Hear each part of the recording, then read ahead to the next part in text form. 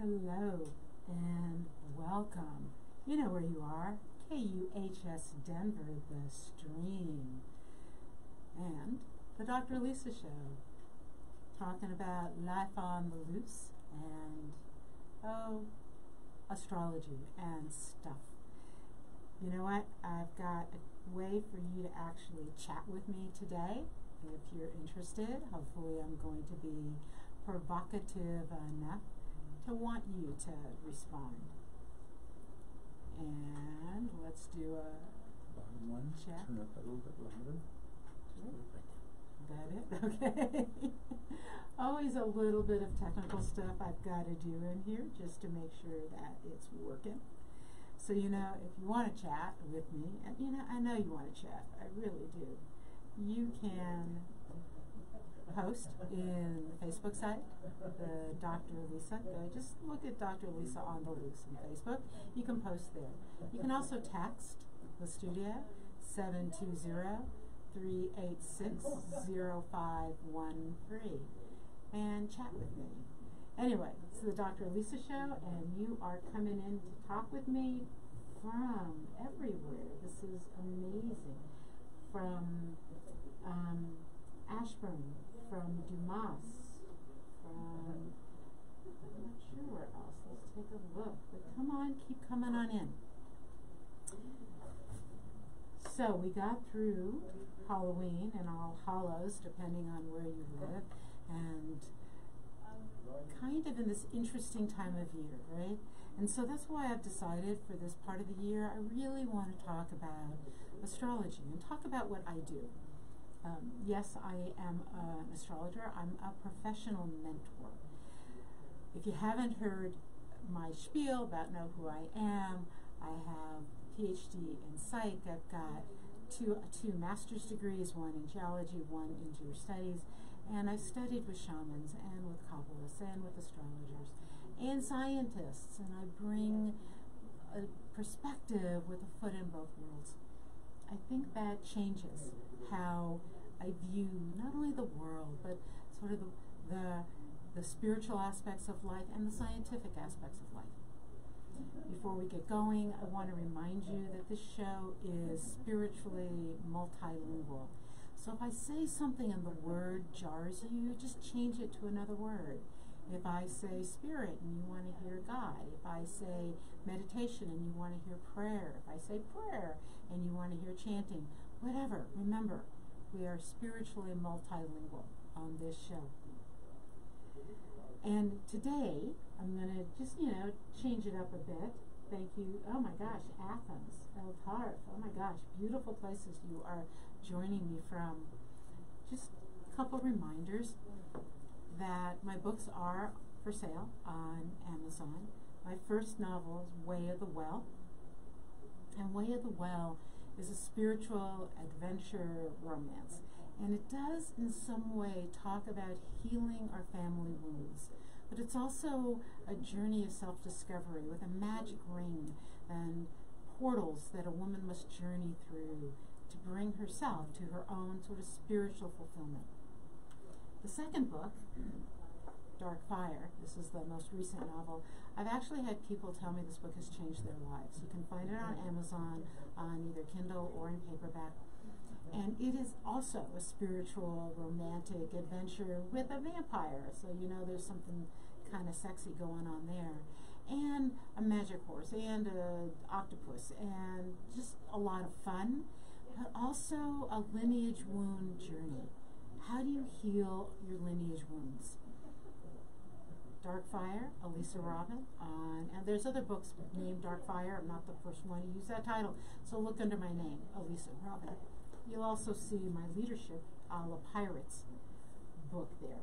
How do you get in touch with me?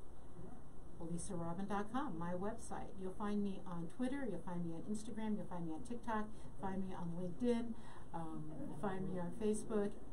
You can just find me. So anyway, what is going on in your lives today? Thank you for joining from Singapore, from Davao, from, oh my gosh, from Odessa, from everywhere. Today I want to talk about some specific placements of the planets in the sky, some things that are going on, and how it's kind of jazzing us in a certain way, okay? So to begin with, if you're in the U.S., here's the big thing that's coming up is not the election, it's Pluto. I'm not talking politics, I am talking astrology. But it'll make sense to you as I talk astrology, what's going on in the political world. So there are two things happening. The big one is that the planet Pluto, which is the planet of creative destruction, and I'll go into that in a little more detail, is doing a return. So what does that mean? Okay, the planet Pluto, think about the mythology around Pluto. This was the god of the underworld. My sense of the planet Pluto is a deep feminine. Think about the black Isis. Think about the sort of shaman, witch doctor woman, the old wise woman in the forest at night, and it's lightning. And that's the energy of Pluto. Pluto is the planet that says to us, don't remodel. You need to sometimes just take things to ground. You need to let go. You need to subtract before you can build, before you can add. And planet Pluto is the guide, the teacher that helps us do that. And you know what? We resist. We resist this all the time. It's hysterically funny. So Pluto now is almost back. Pluto takes 247 years, give or take, to go around the sun. And so it is almost back exactly to the place, will be in February of next year, when this country, not the land, remember there were people here before the U.S. had a constitution and a Declaration of Independence and before the Pilgrims and all of that, but where the United States, back to that moment of formation, Pluto is back there. And we're already feeling that. And Pluto comes back and says, are you making choices from fear? We should subtract that. Are you actually living up to the ideals that you set? Is this what this was supposed to be about on a personal level? And I'm going to dig into that in a second. Is this who you were meant to be? Or are you hanging on to a past that does not serve you? And so we'll dig in, okay? But you can see this in America right now. The other thing that's happening worldwide, and Pluto will be moving into Aquarius in middle of 2023, so February of next year, and then it moves into Aquarius. It may go back, retrograde a little, but basically we hit Pluto in Aquarius, which is a completely different energy than Pluto in Capricorn. If you are an astrologer, hey, let me know. Let me know that you are watching. You can post in Facebook, you can text me, and we can have some fun with this. Just let me know. If you are here, if you are chatting with me, if you are watching myself live here. So you can chat, you can let me know you're an astrologer. 720-386-0513, or go into the Facebook site and comment. Just something. Give me a thumbs up. Let me know you're out there. Okay. So Pluto's one.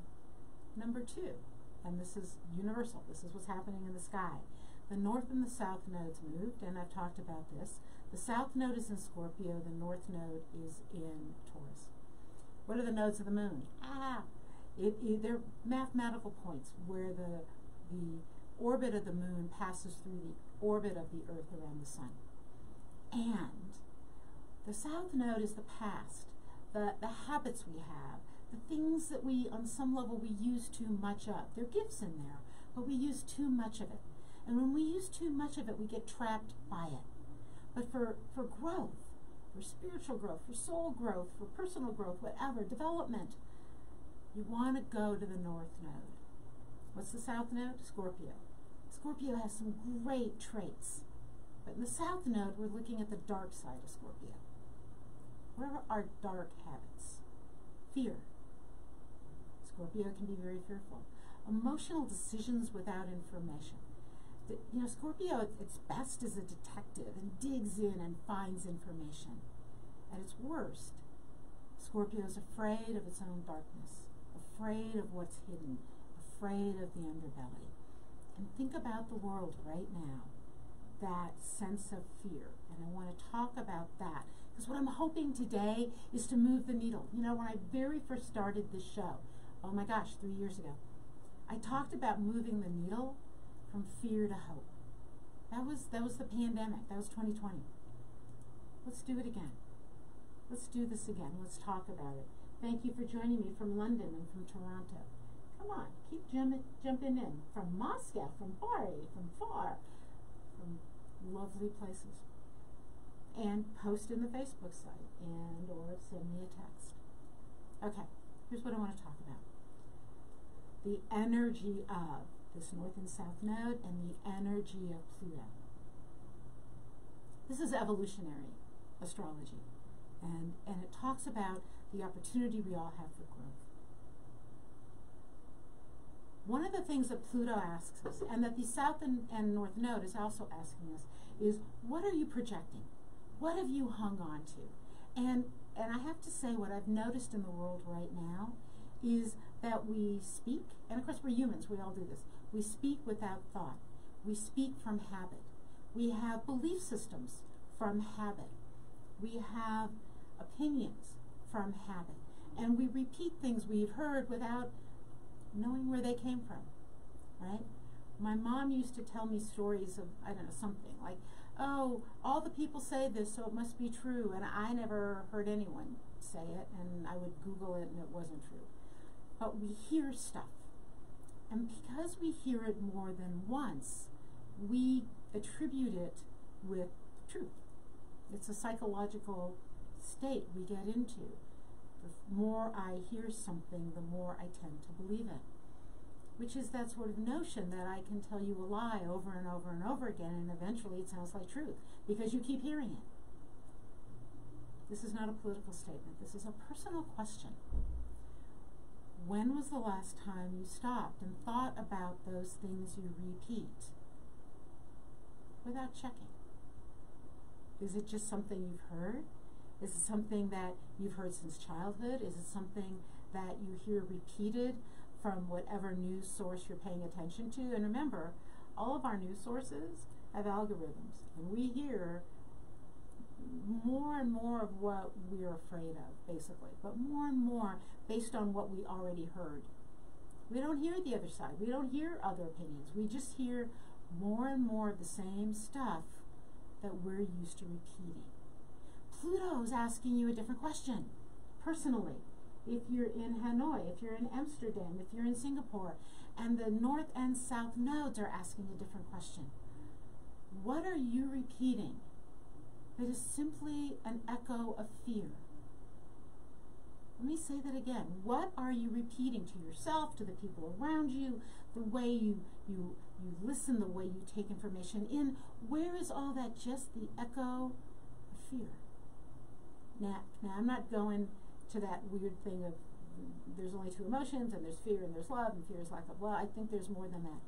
But fear is something that is deeply bred into humans. And here's the thing, we have to pay attention to it. First off, fear can be good, right? I mean, the way we evolved, we had to know if that rustling in the bush was the wind or a saber-toothed tiger, right? I mean, like, what am I going to do with this? Which is the, what do I have to pay attention to? So fear is a warning, and that's good. It is good. However, when we base our life on fear and what we say and what we think and what comes out of our mouth and the way we translate what we hear through a filter of fear, we can't grow. We can't change. We can't build a world we want to live in. We can't build a world we want our kids to live in.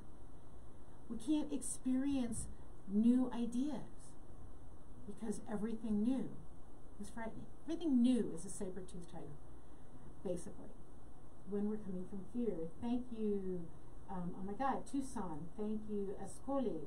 Thank you for joining me. And from Santa Clara, I love Santa Clara. Thank you for joining me. Let me know you're here. Come on, go to the Facebook site, Dr. Elisa. I know you probably hate Facebook, but go in there and just hit a like for me, or just do a thumbs up or something, or text me at 720-386-0513. Are you an astrologer? You have an opinion on this? Are you wondering about why you're so afraid? And I have to say, humans are fascinating, right? I mean, when you get degrees in psychology or sociology or anything like that, when you're an astrologer, you just are always in this, wow, humans are just fascinating. What are we so fascinating about? Okay. We love to be afraid. Okay? Now, you're gonna argue. You're like, no, I like safety and security. Really? Do you ever watch a spooky movie? In America, do you go to a haunted house? Do you dare each other to walk through a graveyard at night? It's very peaceful there, just saying. Do you go on a roller coaster? Do you go on a scary ride? Do you read mysteries and scary books? Do you watch TV shows where there's like a mystery, something just a little edgy? There's something about humans and fear. And partly because the energy of fear is sort of the same energy of excitement. We just translate it a little bit differently. My knees are a little weak and my legs are wobbly and I have butterflies in my stomach. And if you're an actor, you know this as stage fright that you have to have before you go on the stage so that you actually have the energies to project so you're alive. We try fun things that just have an edge to them. We ride horses, or we ski, or we snowboard, or we sail, or we do anything, right? Or we hike alone, we hike with friends, or we hike somewhere where the sign says beware. We do things to get that level, that energy of excitement. We might talk about wanting a peaceful energy for meditation, right? Especially if we're from Frankfurt or Amsterdam or from wherever. But the truth is we also crave on some level some excitement, some juice, right? Fear gives us that juice. And I have to say that sometimes, because humans get addicted to things, again, right? I mean, actually all creatures get addicted to things. I have a dog and a puppy. And if you're always training them with food, they get addicted to the food. They get addicted to petting their tummies. There's things we love, and we want more of that. So we often crave and get addicted to this sort of, this fear. It's another way of saying we get addicted to social media and people noticing us, and even the arguments where we're just barking at each other on social media and we can't shut ourselves off. We just go back and bark some more, right? What is happening right now is, I think, fear becomes a decoy. It becomes a distraction from what we really have to deal with. So what do? What does Pluto ask us to do? What does Scorpio ask us to do? To notice the fear, which is good. But then sometimes we get stuck there.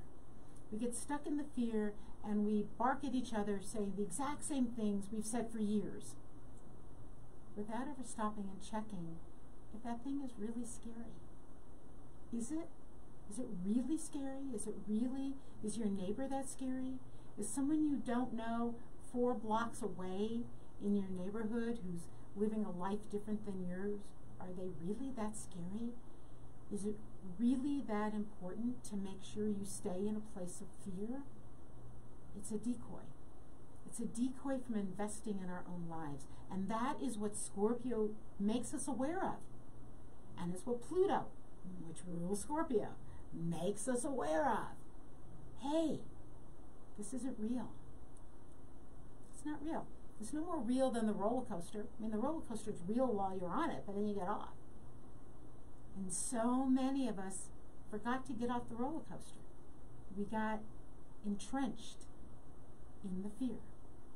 And it never let go, right? Right? Not in Port Elizabeth, not in San Francisco. Somehow it never let go. We never stepped out from 2020 on. And we're so now into it, we've forgotten that it's an illusion. It's not real. It's like a decoy. It's a distraction. It is something that that takes our attention away from who we truly are and what we truly believe in. And this may not sound like astrology, but it is. And this is a worldwide phenomenon. Why? Again, South Node in Scorpio, North Node in Taurus. Now, where is it affecting you individually? I'd have to pull your chart. But you could pull your chart and you could look at it and say, here's where Scorpio is in my chart, this house, and it's affecting me there. Here's where Taurus is. That's the healing. That's the solution. Where's Taurus in my chart? I could heal it there by working in that area of my life. It's also happening because Pluto is in the very, very last degrees of Capricorn. And what does Capricorn represent? It represents tradition, structure. And when we're about to leave that energy, people hold on tighter to the past with some dream, right? It's a dream. Somebody the other day said to me, okay, Bethesda and Mumbai and Carmona, oh my gosh, you're coming in from everywhere. If you're just joining me, you know where you are. KUHS Denver, the stream, and the Dr. Elisa show. And I know that you might be on a time delay. So let me repeat it. You can join me. You can go into Facebook. I'm talking astrology. Go into the Facebook site, Dr. Elisa on the Loose, and say something. Give me a thumbs up. Give me a comment. Or text me. No one's texted me yet. 720-386-0513. Disagree with me. Chat with me. Tell me, yeah, I'm tired of being afraid. And understand that sometimes when we're afraid, what we try to do, because we're humans, and humans grew up, we evolved as sort of pack animals, tribal peoples is a way of looking at it. And when we had a big tribe, we were safe. And the way we got people in our tribe was to build consensus. We all agree, here's how life works. And when we have that in our lives, we all agree, we feel safer. When the reality is, safety doesn't come from homogeneity. It doesn't come when we're all the same. Safety, here's my scientific side talking to you, safety comes from diversity, so we can adapt, right? There are, for example, some pandas. Everyone loves a panda, right? They're gorgeous little bears, they look so cute. There are some pandas that can only eat one specific kind of eucalyptus leaf. Something happens to that tree, no more pandas. It's not very adaptable. When we get past our fear of trying something new, listening to a new opinion, Pluto supports us in that and says you can build a different life. We move from that dark side of Scorpio to the higher element of energy of Scorpio and into the Taurus that actually gives us security. Because living from a place of fear and making decisions from a place of fear actually never builds security. It just builds more fear. It gives us more of that. Okay, again, where are we coming in from? Frankfurt and Boardman and lots of lovely places. So that's sort of my overview of astrology and this notion of fear and this notion of being stuck in it and just repeating tropes that we don't even know where they came from. Why do we say that? Right? What if somebody went around telling you that there is a group of people on the planet who are purple, and those purple people are really running everything, and it's purple people eaters, right? That old 60s song that made no sense. That purple people are controlling everything, and you just repeated and repeated it. You never even met a purple person, and yet you grew to hate them and fear them, and it was never real. Pluto pulls the curtain back, pulls back that shade. This is an illusion. It's one of the reasons we talk about this time of year as a time when the veil is thin. And a lot of people interpret that as you can talk to spirits, to your relatives who've passed away. But it's also when you can see deeper into who you are, because we're in the dark. We move into this dark time. We light candles. We have holidays of candles and light, and it's gorgeous when we put all those lights up, right? Now, if you live on the equator, you don't really have this because it's always the same, which is also delightful. But for people who live in places where we go into a dark season, this is the time, Northern Hemisphere, when we go in and we realize that that veil is thin. We all feel a little, I don't know, immortal in summer and more vulnerable in the dark. And so this is a time that the veil is thin on the Northern Hemisphere because we're more in touch with that deeper part of ourselves. Let me know if you understand that. If you agree with me, go to the Facebook site, text me. You are joining me. And no one's chatting with me just yet. Okay. So, you're joining. That's great. From Spearman, from Toronto, from Collingwood, from Santa Clara, from Edmond, and from Nairobi. Ooh, I love saying that word, Nairobi. So so that's sort of the universal picture, okay? What does this mean on a personal level? Because the universe is really hard to grasp. It just is, right? I have enough trouble sort of grasping what's going on in my neighborhood, let alone my county or my state or the U.S. or whatever. All I have are tidbits, sound bites, and they can be misleading. There's an old story, right? And you hear the story, actually it's interesting, in lots of different ways. You hear it from a Jewish perspective, but you also hear the story in a Buddhist world, and you hear it in a Muslim world, and you hear it in a Christian, you hear it across, right? And probably in Hindi, I don't know. That there was I think I'll tell it a different way than I usually do. There was a dry spell, a drought going on, and the villagers brought in a holy woman to bring the rain. And they gave her a house, and she went into the house, and they all stood outside expecting something to happen, right? Drums or chants or something.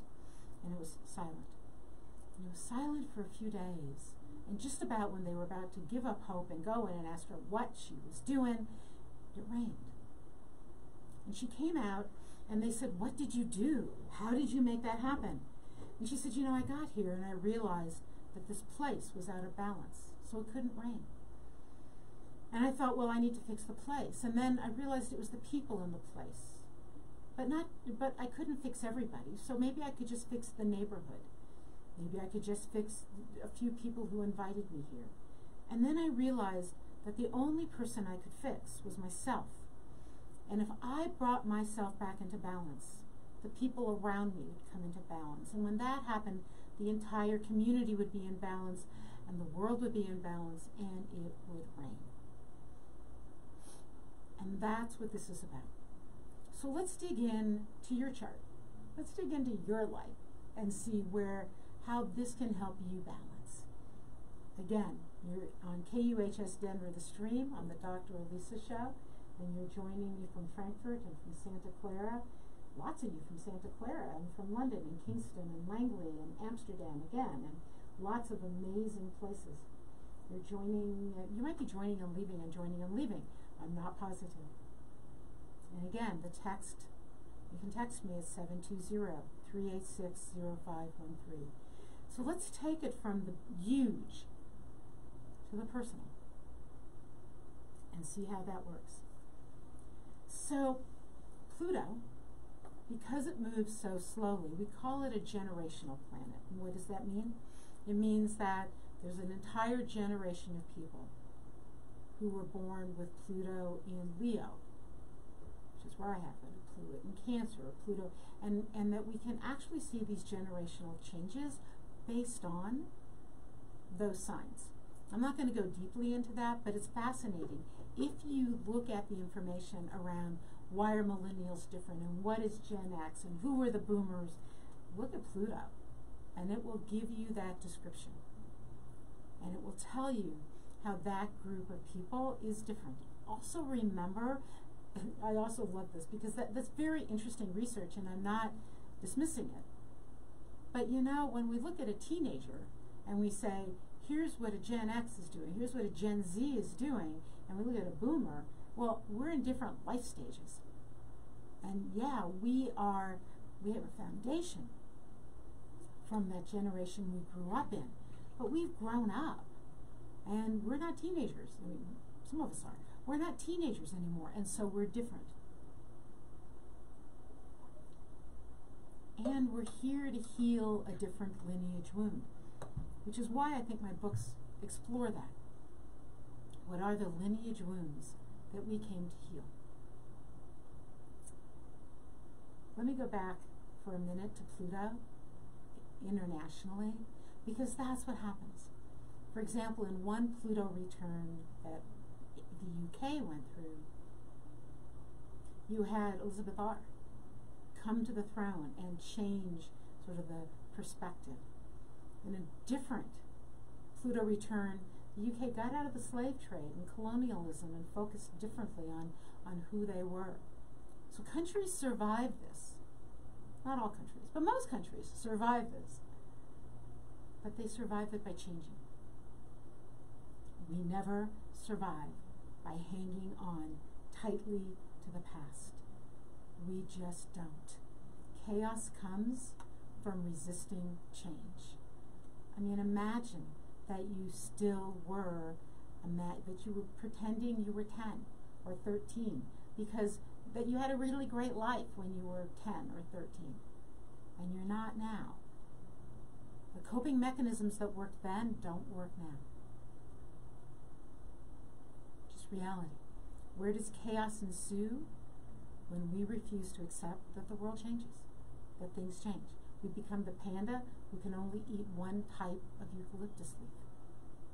And the crisis happens when that eucalyptus leaf is no longer available. We think about that from Menisplet, I think, yes, and from all these other places, from Mexico and from Brazil and from lovely, interesting places, Mondorf. What do you think about that notion? Chaos comes from resisting change, because change is inevitable. The message of Pluto, the message of Scorpio. So how do you make this personal? You can run a chart. There's lots of ways to do it. You can go to the computer and Google, run a free astrological chart, and put in your information. You need your date, your time, and your place of birth. Now understand, I'm talking Western astrology. The astrology that comes out of India is very powerful, and I know nothing about it. So if that is the kind of astrology that you love, I'm sure you can also go run a chart there. I have run my chart in that system, and it is different and lovely and unique, and it's nothing I know anything about. So attend to what draws you, what you resonate with. So I'm talking Western astrology, which is when you see a chart, it's a circle, and it has 12 little pie-shaped cuts in it, and those are each houses, and it has the planets. In India, you'll see a square, and 12 that go the other, you count the other way. You count clockwise, and in Western, we count counterclockwise, which is kind of interesting. So go to where you're drawn, and find Scorpio in your chart. Hello, Oslo. Hello, from all these amazing places. So this is what I do, okay? This is the work I do with individuals. I am a professional mentor, and one of the tools I use is astrology. I also use that PhD and all those years of experience, but this is what I do. Where is Scorpio in your chart? You may not have any planets in Scorpio, but Scorpio is in a house. Scorpio is somewhere in your chart. Where is it? Look at that house, and you can look this up. So for example, if Scorpio is in your first house, this whole transit, all the stuff going on, is asking you where you've been trapped in identifying just from an ego. Just me. It's all about me. Scorpio is saying, what are you saying there that you need to challenge? Where might it be about the other side, relationships, other people? how I treat the world, and not just about me. Maybe I should think about that, right? I remember at some point somebody saying, yeah, I'm not going to vote for that because I don't need that. Well, yeah, but hundreds of thousands of other people do, right? That's first house to second. What if it's in your second house? How do you gather money? How do you view resources? How do you spend your resources? Because money is just resources. I mean, it's important because it's how we get food and shelter and clothing and safety. And what's so funny is if you travel to another country and look at their money, you get it. It's just paper. It looks so weird, right? Other people's money looks so funny. Their coins make more sense because we all understand coinage. But it's just paper. But it's the paper that gives us resources. So how are you focused on resources to some extent? Without focusing on your spiritual, your eighth house, your deep fears, that's Scorpio. What are you afraid of? What keeps you up at night? How are you too invested in other people's money and other people's success and other people? Instead of, right? How are you too invested in yourself? Excuse me.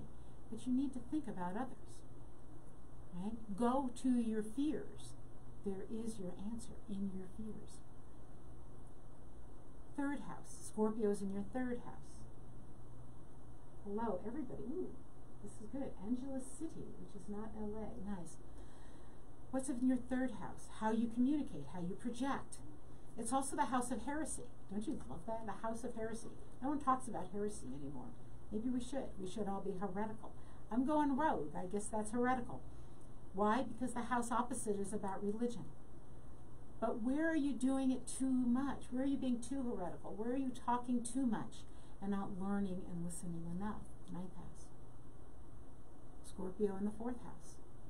Where do you have to examine where you've moved into home and into security without understanding that you also have a career, you also have a reputation to hold, and that making sure, holding too tight to those around you, too tight, maybe takes you away from your greater mission in the world. Now understand, Scorpio doesn't say abandon your family. It says examine your fears here. And how are you making decisions there? Fifth house, how are you how are you terrified of fun? This is a great house for right now. You're terrified of other people having fun. You're terrified of other people having sex, which is fifth house fun. You're terrified of them like enjoying life and laughing. And so what do we do in Capricorn? Oh my God, we become Puritans. We put in rules. No laughing, no fun, no excitement, no, right? And then we are jazzed by fear. Where Scorpio's asking you that. Sixth house, where are you so committed to what you believe is your mission on this planet that you have forgotten that there's a spiritual journey? Where are you so committed to proving that you have the one true and right answer for everyone? Scorpio's asking you that and saying, is that actually what a spiritual journey is? Everything I'm saying is probably heretical, right? But you're not replying. Are you fascinated? Are you sort of blown away? Frankfurt and Amsterdam and, wow, a bunch of Frankfurts here. Are you like, whoa, what is this woman saying? Look at your fears. That's what we're all being challenged to do in this astrological time. Seventh house, relationships, contractual relationships. So marriage, which was originally always a contractual relationship, and other kinds of partnerships. What are your fears there? And if you're that fearful there, do you need to go back and examine who you actually are? Are you so committed to supporting that you've forgotten who you are? You've forgotten how to put up boundaries and say, no, I don't choose that. I choose to be me. Which is difficult in this world, isn't it? We want to belong because we feel safety, and there is. There's safety in tribe. There's safety in numbers. And yet, there's also danger of losing our minds in numbers. Eighth house. Have you spent so much time in your fear that you've forgotten to build your resources? That you have resources, that you're okay, right? I mean, sometimes I have to say this to myself. I am warm and safe and dry. I am lucky. I am blessed. And I don't have to fear other people being warm and safe and dry. I want them to be happy. I want them to be loved. I am. Shouldn't they be? Ninth house. Are you so committed to what you've learned, and it's also the house of travel, to running away, which is a good thing to do on occasion. But are you so fearful? Is that where your fear is sitting? In what you've learned and what you've taught, in whatever religious tradition is, whatever, that you need to be a heretic for just a little bit of time? You just need to ask questions. Third house is asking questions. And do you get it? There's a balance between each of these houses, and that we need to use both. We need to use both. We just need to not get stuck in one. 10th house, my career, my reputation, everything. Well, be comfortable being nobody special. This is an interesting world, isn't it? Where we all have to be special. We have to have our lives have become performance art. And Scorpio's saying, you know what, there's a lot of people on this planet. And if you're all special, then nothing's really special. What happens if you just cleave to who you are?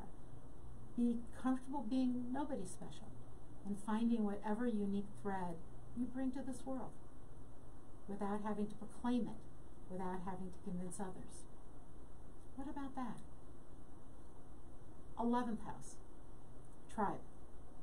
Are you so committed to the tribe, so incredibly committed to the tribe, that you've lost your individuality? You've lost your sense of who you are, your ability to have fun, to try something different, to wear different clothes, to wear different colors, to do something different, to not be stuck in the past. And 12th house, does spiritual journey scare you? And trust me, it can be scary, right?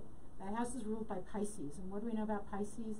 They are so profoundly psychic, they forget that the rest of us may not be. And so if you live with a Pisces, what you have to say to them often is, could you just ask me for what you need? Because I know you think I know, but I don't. And that is this incredible house, the 12th house, that we only see that house in reflection. We see the deep spiritual meaning by meditating, maybe, but by reflection. It's hard to grasp. We have to get out of our brains and into a different part of ourselves. So Scorpio, South Node in Scorpio, that's a quick journey through the chart, is asking us to examine the deep fears we have in that house. And if you have a planet in Scorpio, or a bunch of Scorpio, or anything at a right angle or a cross, so if you're a Scorpio, or a Leo, or an Aquarius, or a Taurus, whoa, this is really vibrating intensely for you. And the opportunity is there. So here's the thing to remember, that astrology says we chose our time of birth. We chose it. We had help. Guardian angel, Hashem, God, spiritual, whatever, right? Doesn't matter. We have this time of birth because this is the guidance we need. It's just a guidepost. It doesn't dictate. I never predict. Because I don't know, humans have free choice. We have free will. But here's the energy. And here's what you came here to do on this planet. Here's what your soul craves. Here's what you came to do. And the chart is simply there as a guidebook. Just a guide, not even deep instructions. Definitely not turn right or left or go up or down. Be a doctor or a lawyer or a plumber or electrician. That's not what it says. It says, here's the energy. How will you make choices about letting your soul grow? About being the person that you came here to be. Not your best self by doing all these like 12-step, I didn't mean to insult the 12-step. Let's try that again. The 7 secrets, the 3 secrets, the whatever secrets, the 5 best traits. No, by listening to your soul's journey and understanding that you came here as an individual to have a spiritual experience on this planet. People say, yeah, I came here as spirit to have a human experience. Well, yeah, but because being human gives me sensory organs. I came here to actually spiritually grow. That's why you came here. Okay, nothing in Facebook, really? Come on, guys, chat with me.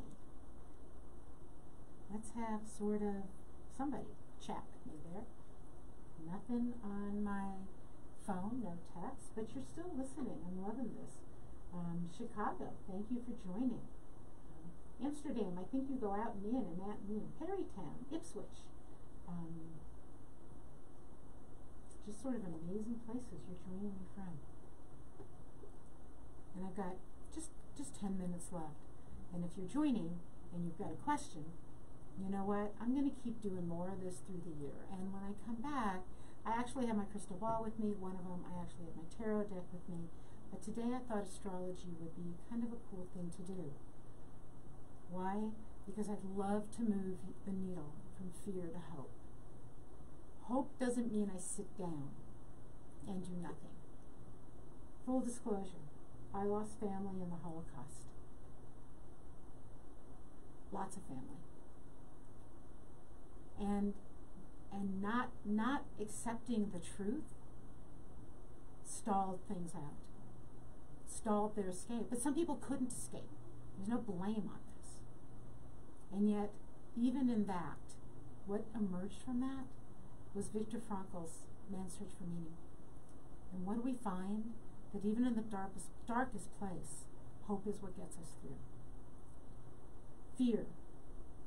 The fear of what's going to happen is worse, more impactful, more stressful, more terrifying, more traumatic than the actual event. Maybe not in the Holocaust. Listening to our fears and paying attention is important. Understanding that we have to do something by moving to hope and choosing from hope. What can I do? That makes a difference. I'm not saying that sitting around being hopeful changes things. Action changes things.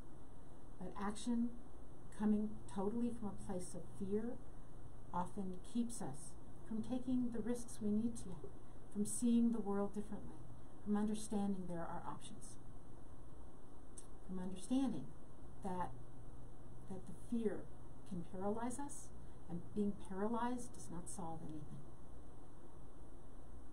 And maybe it's important to me because of my lineage.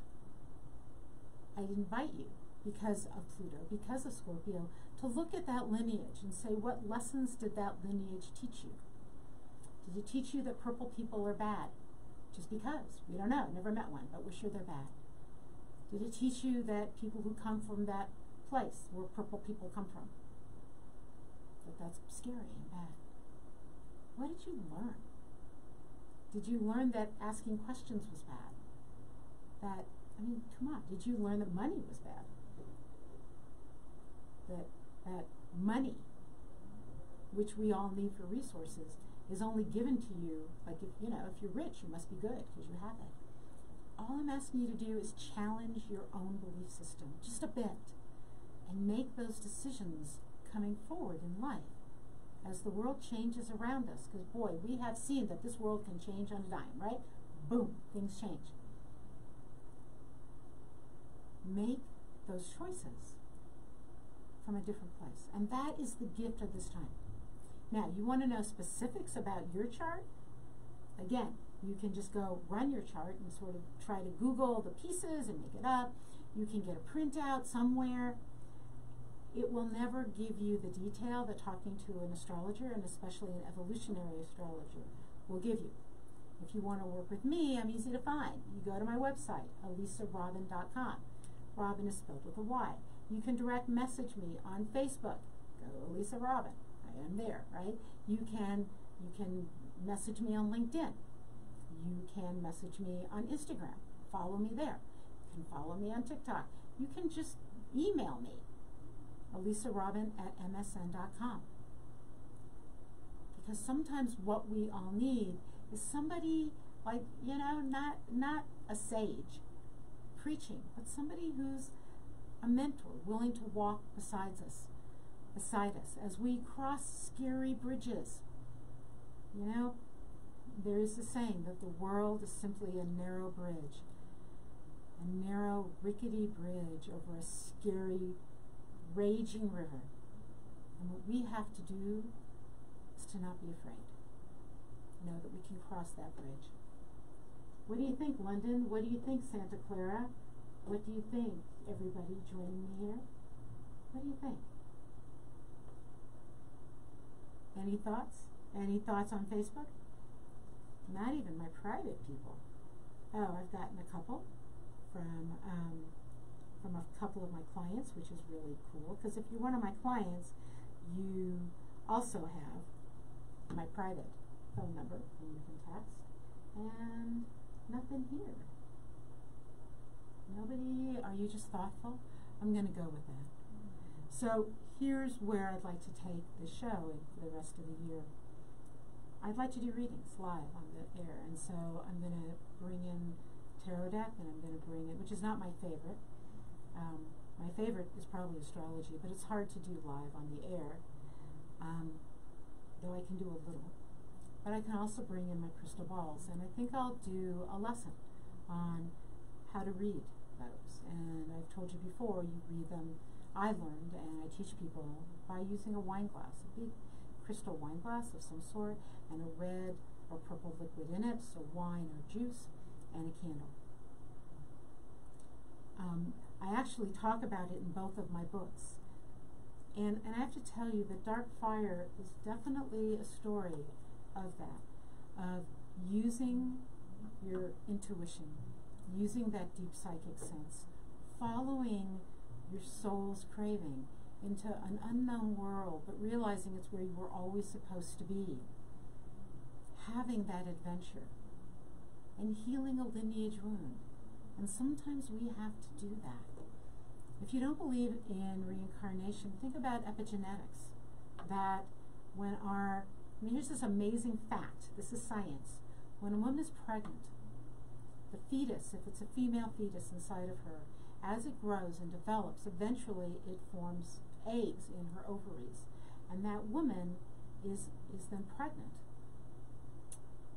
with, at some point, once the fetus has developed much further along, with her grandchildren, sort of, like the seeds of her grandchildren. And if that woman is in the Ukraine being bombed, that genetic coding, that stress level that she is going through is transmitted through DNA, through this epigenetic code, into this poor fetus and into these, right? And we carry those wounds. We carry those fears inside of us, and sometimes we have to heal it. I didn't grow up during the Holocaust, but my mother did, and my grandmother did. What does that mean? What does that mean about how I view the world? Okay, what I'm hoping is that this was provocative enough to get you to tune in 2 weeks when I bring my tarot cards and my crystal ball, and we just do some readings. And you have a chance, actually, to get free information out of me without paying for a reading. And I do charge astrology, yes, but not here on the show. And I have a program.